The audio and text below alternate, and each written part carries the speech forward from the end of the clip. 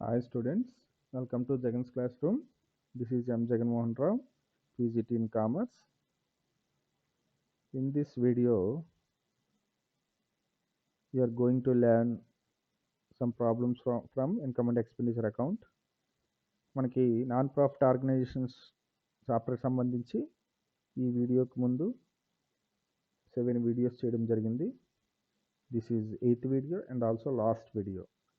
Non profit organisation సంబంధించి last video. మనకి ఇంకా 3 problems second year accountancy text బుక్లో 3 ప్రాబ్లమ్స్ మిగిలి ఉన్నాయి. లాస్ట్ 3 ప్రాబ్లమ్స్ని ఈ వీడియోలో మీకు ఎక్స్ప్లెయిన్ చేయడం జరుగుతుంది. So let's get started.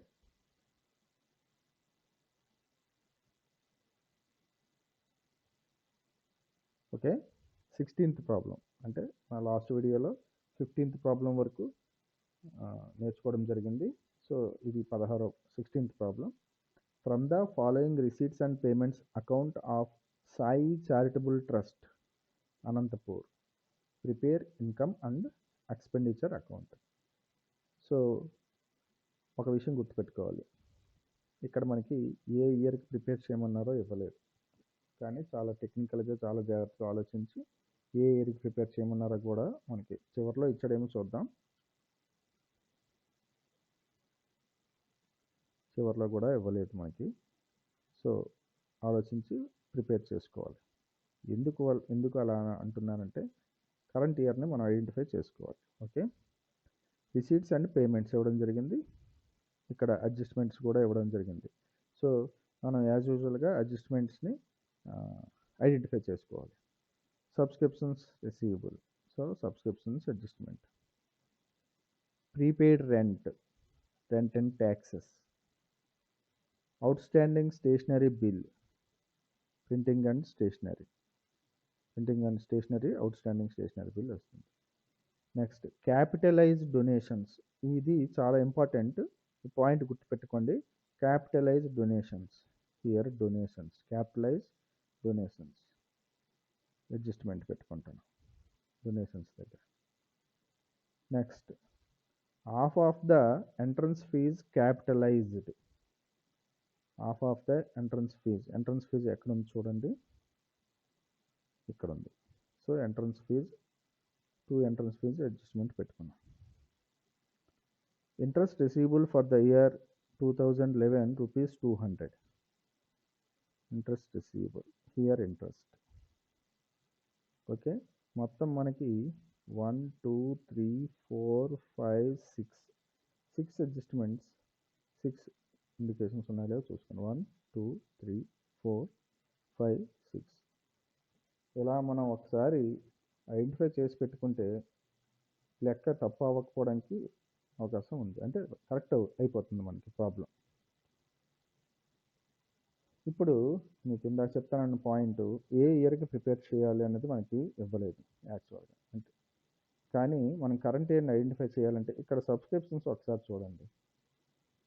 2010, 2011, 2012 వీటిలో మిడిల్ ఇయర్ కరెంట్ ఇయర్ అవుతుంది.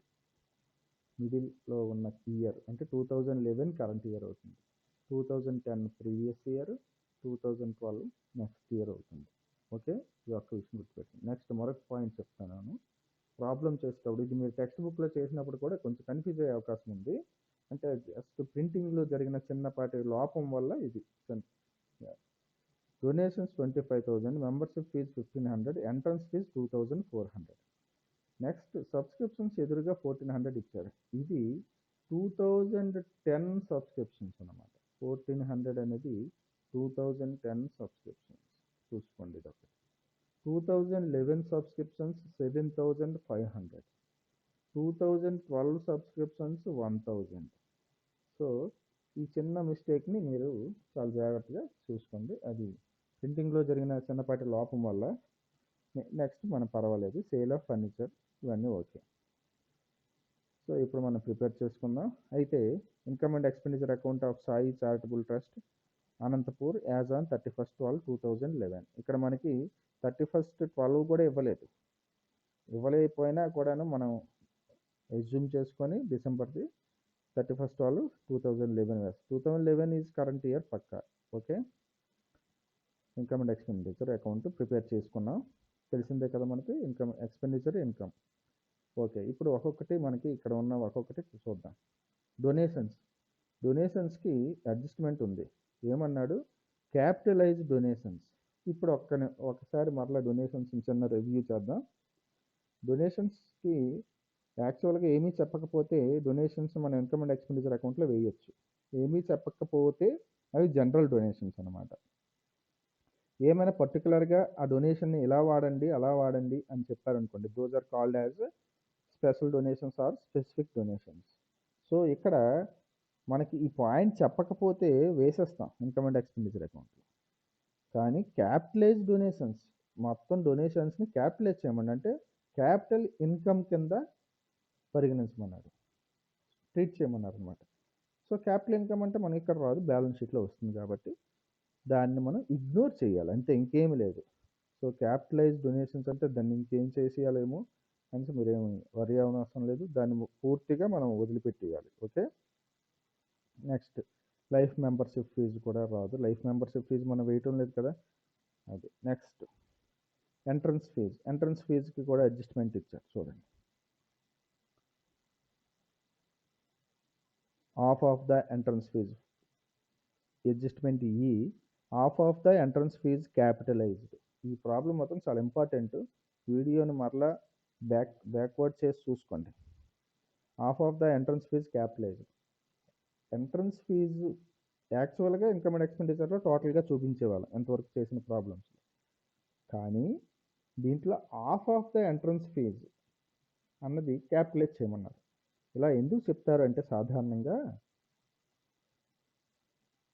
సపోజ్ మనకి ఏంటంటే రెవెన్యూ ఇన్కమ్ అయినా రెవెన్యూ ఎక్స్పెండిచర్ అయినా ఏమనుకున్నామంటే ఆ ఇయర్కి సంబంధించిన ఇన్కమ్, ఆ ఇయర్కి సంబంధించిన expenditure.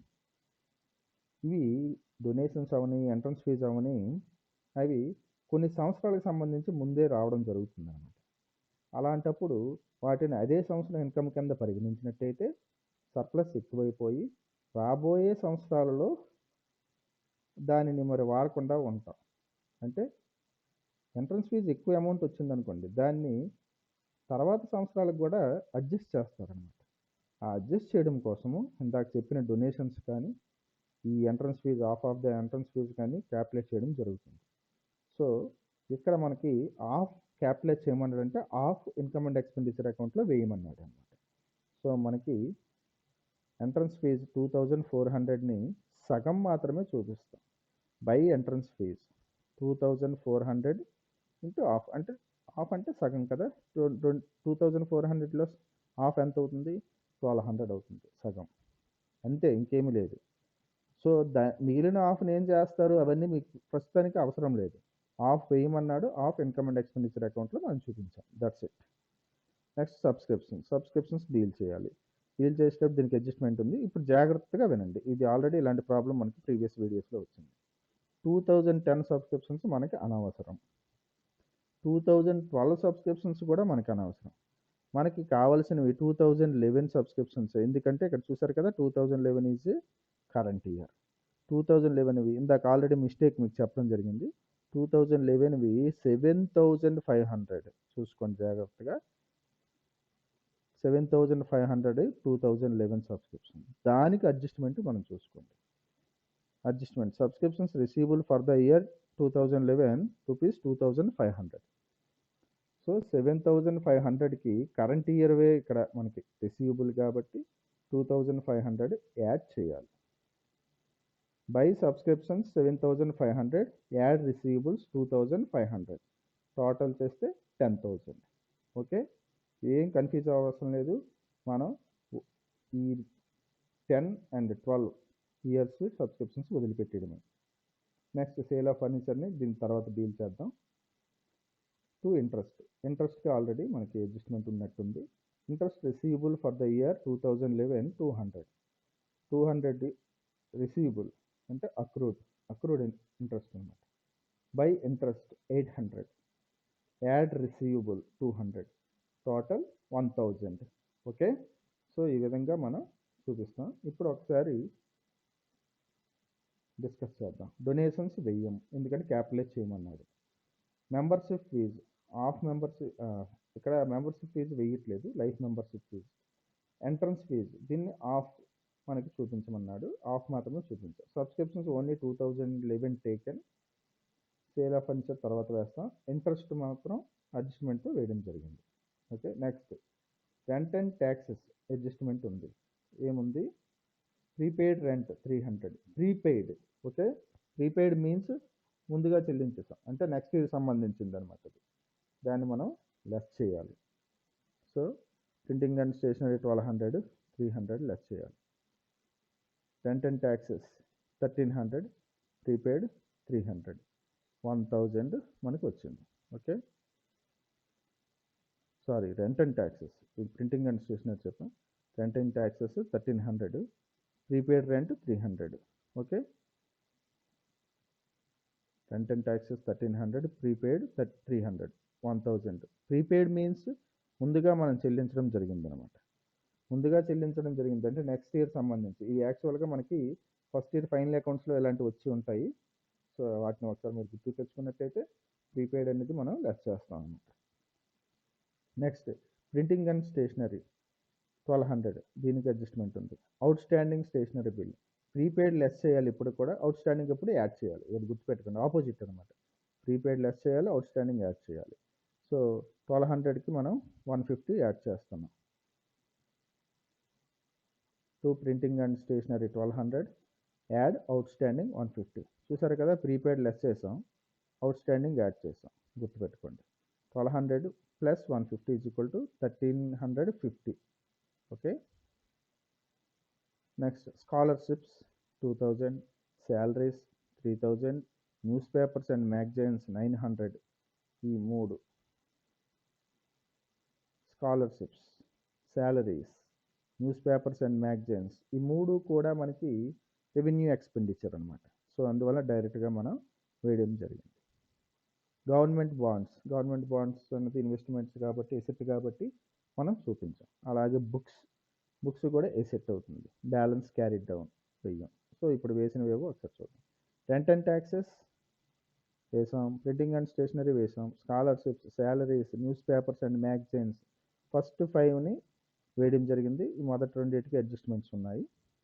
Government bonds, books, balance carry డౌన్ని ఇగ్నోర్ చేయొచ్చు. సో మనం అన్నింటినీ వేసేసాం అని అనుకుంటున్నాం, కానీ ఒకటి ఇంకా బ్యాలెన్స్ ఉంది. అదే మనకు తప్పు అయ్యే అవకాశం ఎక్కువగా ఉంది. మేము ఇంటర్మీడియట్ ఎగ్జామ్ సంబంధించి స్పాట్ వాల్యుయేషన్ చేస్తున్నప్పుడు కూడాను ఈ ముఖ్యంగా ఇక్కడ ఎక్కువ తప్పు చేస్తుంటారు. ఇదే టు సేల్ ఆఫ్ ఫర్నిచర్ వదిలిపెట్టేయడము, లేకపోతే రివర్స్లో వేయడము, లేకపోతే అమౌంట్ తప్పు వేయడము జరుగుతుంటుంది. మళ్ళీ ఇలాంటివి ఆల్రెడీ ఇప్పుడు 4 ప్రాబ్లమ్స్ వచ్చాయి మనకి. To sale of furniture, book value means book value 1000, 650 selling price. దాని వాల్యూ 1000, కానీ అమ్మిన వాల్యూ అదే సెల్లింగ్ ప్రైస్ ఎంత అంటే 650. సో 1000కి అమ్మవలసింది 650కి అమ్మారు. So got 350 loss. సో లాస్ని మనం చూపించాలి. To loss on sale of furniture 1000 minus 650, 350. Okay, అయిపోయింది. ఇప్పుడు అన్ని ఐటమ్స్ వేయడం జరిగింది.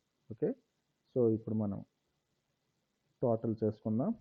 టోటల్ చేసుకున్నట్టయితే క్రెడిట్ సైడ్ ఎక్కువ అమౌంట్ వస్తుంది compare to debit side.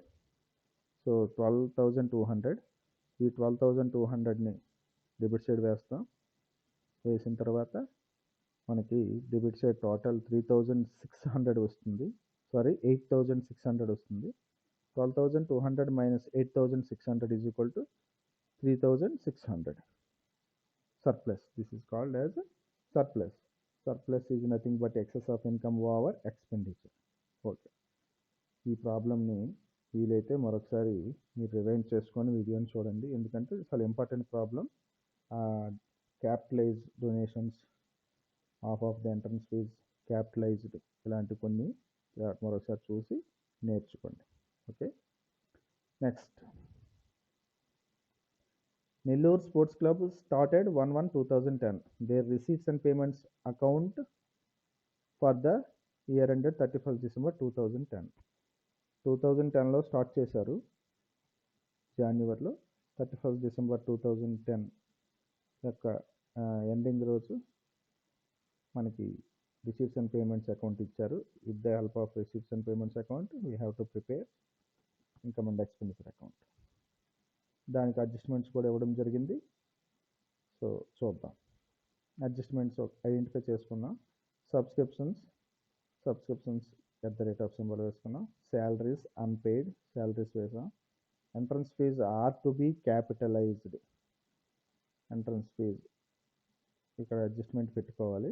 Okay, ఇక్కడ నేను మర్చిపోయాను, గుర్తుపెట్టుకోండి. Entrance fees. Insurance includes 9 months premium for 2011. Insurance premium. Okay, adjustment. మొత్తం 4 అడ్జస్ట్మెంట్స్. నేను ఒకటి ఇక్కడ మర్చిపోవడం జరిగింది, ఇక్కడ కూడా ఉంటుంది.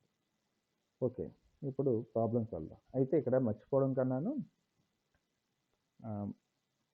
ఇక్కడ రెవెన్యూ రిసీట్స్, రెవెన్యూ పేమెంట్స్ అని ఆ బుక్లోనే డివైడ్ చేయడం ఇవ్వడం జరిగింది. అంటే ఈ పైన ఉన్నవన్నీ కూడా క్యాపిటల్ రిసీట్స్, ఈ పైన ఉన్న 3 కూడా క్యాపిటల్ పేమెంట్స్ కింద తీసుకోమని అక్కడ ఇవ్వడం జరిగింది అనమాట. అయినప్పటికీ కూడా వాటిని మీకు ఎక్స్ప్లెయిన్ చేస్తాను, ఎందుకు అవి క్యాపిటల్ అయ్యాయి, ఎందుకు ఇవి రెవెన్యూ అయ్యాయని. సో ఎంట్రన్స్ ఫీజ్ ఒకటి అడ్జస్ట్మెంట్ ఉందని గుర్తుపెట్టుకోండి. ఓకే, ఇప్పుడు మనం డ్రా చేసుకున్నట్టయితే income and expenditure account of Nellore sports club as on 31/12/2010 as యూజువల్గా మనం హెడ్డింగ్ పెట్టుకొని ఎక్స్పెండిచర్ ఇన్కమ్ను వేసుకొని amount columns both sides 2 columns draw చేసుకున్న తర్వాత డొనేషన్స్ యాక్చువల్గా ఈ ప్రాబ్లం కొంచెం కన్ఫ్యూజ్డ్. అందువలన ఇక్కడ రెవెన్యూ రిసీట్స్ ఈ కింద పార్ట్నే మనం ప్రాబ్లం కింద తీసుకోవాలి. రెవెన్యూ పేమెంట్స్ ఈ కింద పార్ట్నే తీసుకోవాలి, ఎందుకంటే డివిజన్ వాడే చేశాడు. ఇవి రెవెన్యూ రిసీట్స్ అయితే ఇవి క్యాపిటల్ రిసీట్స్ అని, ఇవి రెవెన్యూ పేమెంట్స్ అయితే ఇవి క్యాపిటల్ పేమెంట్స్ అని. సో వీటి వైపు మనం చూడనవసరం లేదు. ఓకే, ఇవి బ్యాలెన్స్ షీట్ ప్రిపేర్ చేస్తే మనం తీసుకోవాలి. ఎందువల్లంటే డొనేషన్స్ అనగానే మళ్ళీ జనరల్ డొనేషన్స్ అనుకొని, కానీ దానికి మరలా మీకు ఒక వివరణ ఇవ్వడం జరిగింది డొనేషన్స్ చెప్పేటప్పుడు. ఎక్కువ అమౌంట్ ఉంటే మాత్రం ఆ డొనేషన్స్ని మనం స్పెషల్ డొనేషన్స్గా పరిగణించవలసి చెప్పడం జరిగింది దానికి. అందువలన ఈ ప్రాబ్లంలో వాడే రెవెన్యూ క్యాపిటల్ని డివైడ్ చేసి ఇవ్వడం జరిగింది కాబట్టి వీటిని మనం ఈ పై మూడింటిని మీరు వదిలేయండి. ఓకే, సో ఇప్పుడు రెవెన్యూ రిసీట్స్ వద్దాం. సబ్స్క్రిప్షన్స్ అడ్జస్ట్మెంట్ ఉంది, అలాగే బ్రాకెట్లో కూడా అడ్జస్ట్మెంట్ ఇవ్వడం జరిగింది. సో 3200 సబ్స్క్రిప్షన్స్ మనకి ఓవరాల్గా. నెక్స్ట్ ఇయర్వి 2011వి 100 దాంట్లో కలిసి ఉన్నాయంట, అంటే లెస్ చేయాలి. అలాగే ఈ ఇయర్ 2010 ఇయర్ సంబంధించి 300 రిసీవబుల్, సో యాడ్ చేయాలి. చూద్దాం. బై సబ్స్క్రిప్షన్స్ 3200, 2011 లెస్ చేసాం 100, 3100, 2010 300 మనం ఇక్కడ యాడ్ చేయడం జరిగింది. సో 3400 నెట్ సబ్స్క్రిప్షన్స్ వచ్చాయి ఇక్కడ. Okay, next rent, other receipts, cricket fees. వీటిని డైరెక్ట్గా వేయచ్చు, ఎందుకంటే ఇవన్నీ రెవెన్యూ రిసీట్స్, ఇంకా వస్తాయా రావా అని మనకు అనవసరం. Rent, other receipts, cricket fee as ఫీజ్గా వాడు ఇచ్చిన అమౌంట్ని. యాక్చువల్గా ప్రాబ్లం ఈజీ ఇది, ఎందుకంటే రెవెన్యూ రిసీట్స్ అని వాడే ఐడెంటిఫై చేస్తాడు కాబట్టి.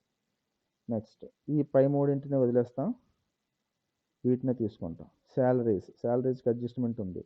Salaries unpaid is nothing but out standing, అంటే ఇంకా పే చేయాలనేసి.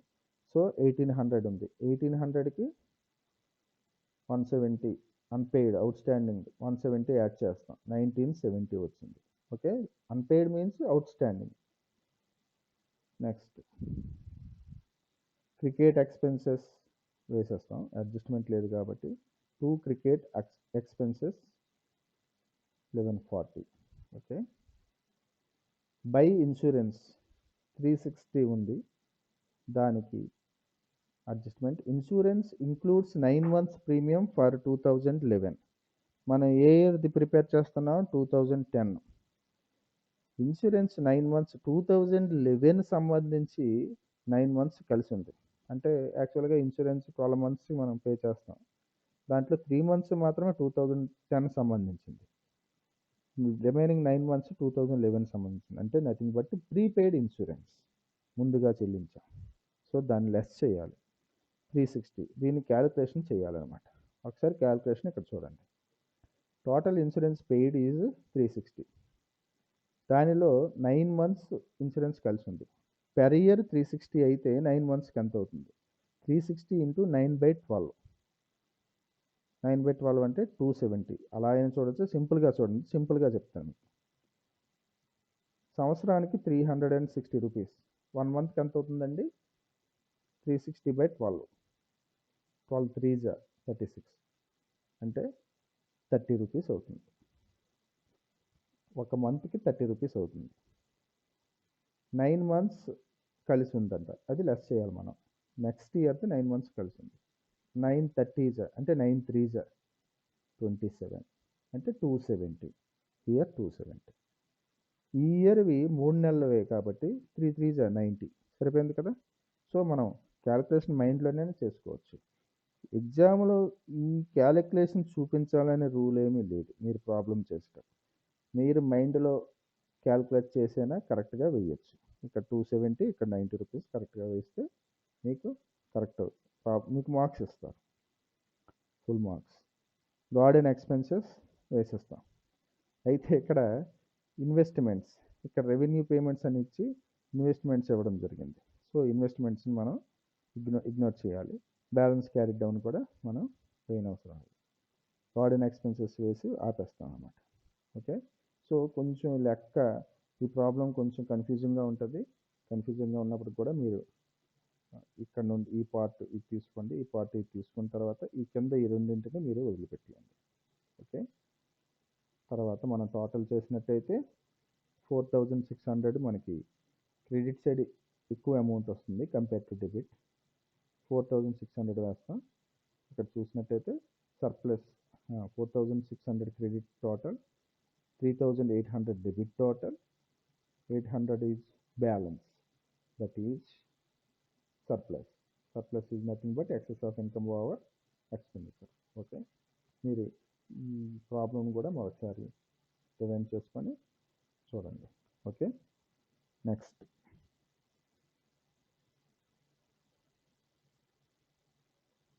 18th one and the last one. From the following receipts and payments account of Balaji Trust, prepare income and expenditure account for the year ending 31st December 2008. 2008కి సంబంధించి Balaji trust వారిది receipts and payments account ఇచ్చారు. మనం income and expenditure అకౌంట్ని prepare చేయాలి. Okay. Adjustments, subscriptions for the year, subscriptions adjustment identification పెట్టుకున్నాం. Interest due and government bonds. Rent outstanding, rent ఎక్కడ ఉంది? Here rent. 3 అడ్జస్ట్మెంట్స్ ఇవ్వడం జరిగింది. 3 at the rate of symbols here. Okay. ఇప్పుడు current year ఏంటి మనకి? 2008 current year అంటే ఆ ఇయర్కి మనం ప్రిపేర్ చేస్తాం income and expenditure account. So income and expenditure account of Balaji trust as on 31st 2008 columns draw చేసుకుంటాం. ప్రాబ్లంలోకి వెళ్దాం. Opening balance in hand at bank. In hand means cash in hand, cash at bank, ఈ రెండు మనకు రావు. Subscriptions 2007 500, 8 8300, 9 600. So 2007 మనకు అక్కర్లేదు, 2009 అక్కర్లేదు. Current year 2008 కాబట్టి ఈ 2008 8300నే మనం తీసుకోవాలి.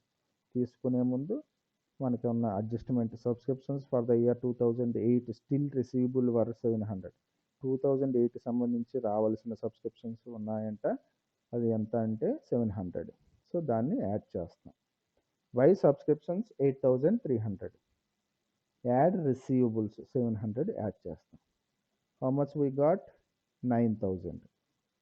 9000 వచ్చింది. అంటే లెస్ చేయడానికి ఏమీ లేదు, మనకి కరెంట్ ఇయర్దే ఇచ్చాడు amount. Next sale of investments రాదు. సేల్ ఆఫ్ ఓల్డ్ ఫర్నిచర్, దీన్ని తర్వాత వేస్తాం. ఇప్పుడు ఒకసారి డెబిట్ వైపు చూసినట్టయితే, డెబిట్ వైపు మనం ఒక అమౌంట్ని ఇంతవరకు తీసుకున్నాం. 2008 సంబంధించి సబ్స్క్రిప్షన్ 8300నే తీసుకోవడం జరిగింది. ఓకే. సేల్ ఆఫ్ ఇన్వెస్ట్మెంట్ని ఇగ్నోర్ చేసాం. 2007 2009 సబ్స్క్రిప్షన్స్ కూడా మనం ఇగ్నోర్ చేసాం. ఇప్పుడు క్రెడిట్ సైడ్ వెళ్ళినట్టయితే శాలరీస్ని యాజ్ టీజ్గా చూపించవచ్చు. 2 salaries 4800. నెక్స్ట్ బై రెంట్కి అడ్జస్ట్మెంట్ ఉంది, 500 ఇచ్చాడు amount. Rent outstanding 60. Outstanding ఎప్పుడు టు బి యాడ్ చేయాలి. To rent 500. Add outstanding 60. Total 560. Okay. Stationery and postage వస్తుంది 200ని తీసుకొని వచ్చి స్టేషనరీ అండ్ పోస్టేజ్ 200 వేయడం జరిగింది. తర్వాత బైసైకిల్ పర్చేజ్. బైసైకిల్ రాదు, ఎందుకంటే సైకిల్ అనేది ఆస్తి కాబట్టి మనకు రాదు. నెక్స్ట్ గవర్నమెంట్ బాండ్స్ కూడా రాదు, కానీ అడ్జస్ట్మెంట్ ఇచ్చారు మీకు. Interest due on government bonds 100. Interest due ఇక్కడ చూడండి, ఇది కూడా జాగ్రత్తగా చూసుకోవాలి. స్టూడెంట్స్ తప్పు చేయడానికి అవకాశం ఉంది. ఎందుకు తప్పు చేయడానికి అవకాశం ఉంది అంటే, గవర్నమెంట్ బాండ్స్ ఎటువైపు ఉన్నాయి, క్రెడిట్ సైడ్ ఉన్నాయి. మనకి క్రెడిట్లో ఇచ్చింది డెబిట్లో వేస్తున్నాం, కానీ ఇక్కడ ఇది పేమెంట్ కాబట్టి క్రెడిట్లో ఇచ్చాడు, కానీ ఇక్కడ మనకి ఇది income. Interest due on government bond మీద మనకి ఇంట్రెస్ట్ రావాలి అంటే ఇన్కమ్ అనమాట ఇది మనకి. సో ఇన్కమ్ని ఎప్పుడు ఇన్కమ్ సైడే చూపించాలి, కాబట్టి మనం గవర్నమెంట్ బాండ్స్ని వేయట్లేదు, గవర్నమెంట్ బాండ్స్ మీద రావాల్సిన ఇంట్రెస్ట్ని వేస్తున్నాం. అది గుర్తుపెట్టుకోండి. By interest due on government bonds అంటే అక్రూడ్ ఇంట్రెస్ట్, ఇది నథింగ్ బట్ అక్రూడ్ ఇంట్రెస్ట్, రావాల్సిన ఇంట్రెస్ట్ అనమాట. 100 రూపీస్. ఈ 100 రూపీస్ వల్ల లెక్క తప్పు అయిపోతుంది చాలామందికి. ఇక్కడ వేసేస్తారు స్టూడెంట్స్, డెబిట్ సైడ్ వేసేస్తారు. ట్రీట్మెంట్ బాగానే ఉంటుంది, అంటే గవర్నమెంట్ బాండ్స్ మీద ఇంట్రెస్ట్ వేయాలి అని. కొంతమంది ఏంటంటే గవర్నమెంట్ బాండ్స్కి ఇంట్రెస్ట్ కలిపి కూడా వేసేస్తుంటారు. ఈ 3000 ప్లస్ 100 వేసేస్తుంటారు, అంటే ఇక్కడ ఇన్కమ్ అండ్ ఎక్స్పెండిచర్ అకౌంట్లోనే. సో ఆ తప్పు మీరు చేయొద్దు దయచేసి. Okay.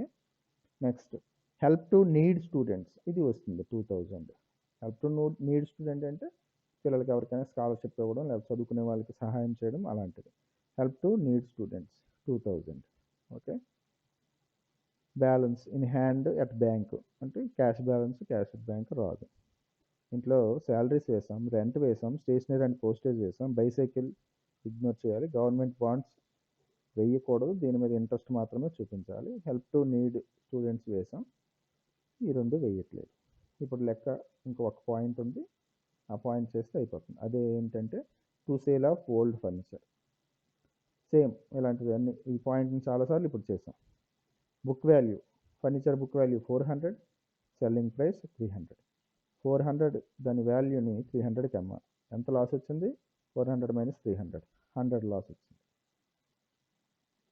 To loss on sale of furniture 400 minus 300, 100.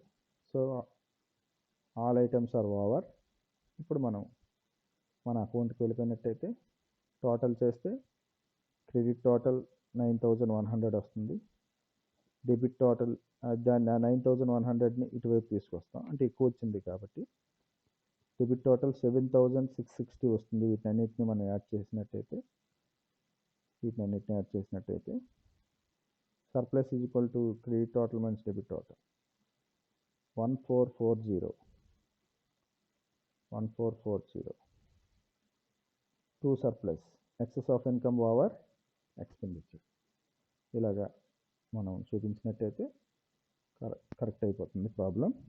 Okay. Thank you very much.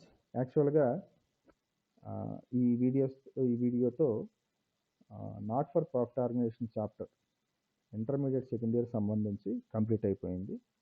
అన్ని ప్రాబ్లమ్స్, ఎగ్జామినేషన్ సంబంధించిన అన్ని ప్రాబ్లమ్స్ని కూడా మీకు ఎక్స్ప్లెయిన్ చేయడం జరిగింది. నా ఫర్దర్ వీడియోస్, కామర్స్ వీడియోస్ కానీ అకౌంటెన్సీ వీడియోస్ కానీ కావాలి అంటే దయచేసి నా ఛానల్ సబ్స్క్రైబ్ చేసుకోండి, Jaganmohan JMR.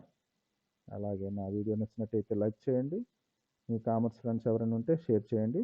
Thank you very much for watching this video.